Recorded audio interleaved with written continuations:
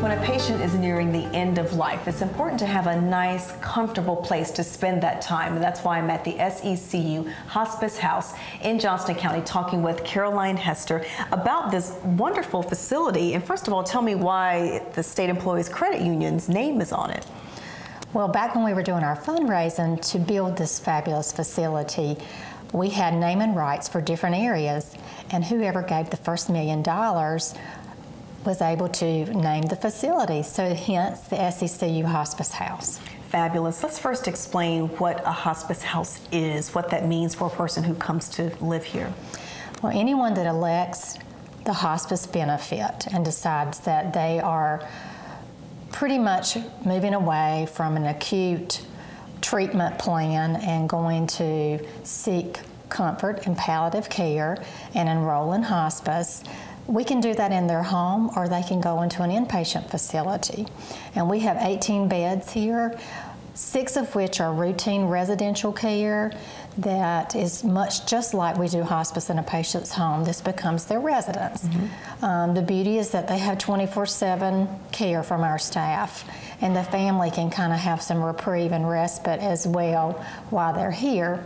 A lot of times they will elect that if family is not available to service their caregiver, they're no longer able to be their own caregiver. So people who come to live here, the time that they're here could vary widely depending on their condition, right? Absolutely. Generally, when they come for an inpatient stay, we jump right on that to try to be very aggressive in managing that symptom and bringing that under control. So once we bring that under control, generally 3, 5, 7 days, they will transition either back to their residence or transition over to a routine level of care.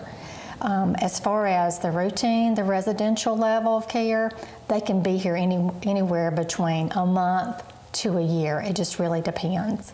Can anyone come to this hospice house, or does a doctor need to refer a patient here? We do need to have a physician referral because we have to have a physician to give us our orders, of course, and to oversee their plan of care. One of the whole goals and one of the licensing regulations around hospice facilities is it must be a very home-like environment. You know, we've got a state-of-the-art full kitchen, beautiful gardens, places where people can sit outside, nice grounds for people to drive up to the facility. The rooms are very comfortable. 2 people can stay very comfortably with their loved one around the clock. I just can't say enough wonderful things about the privilege it was to help put this together, design, and make it just feel so home-like. And another thing that makes it feel really home-like is the volunteers who spend their time here.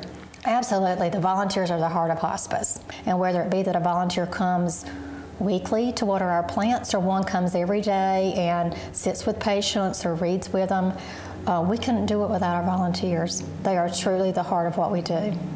Well, it has been wonderful to learn about the Hospice House. Caroline, thank you so much. Thank you.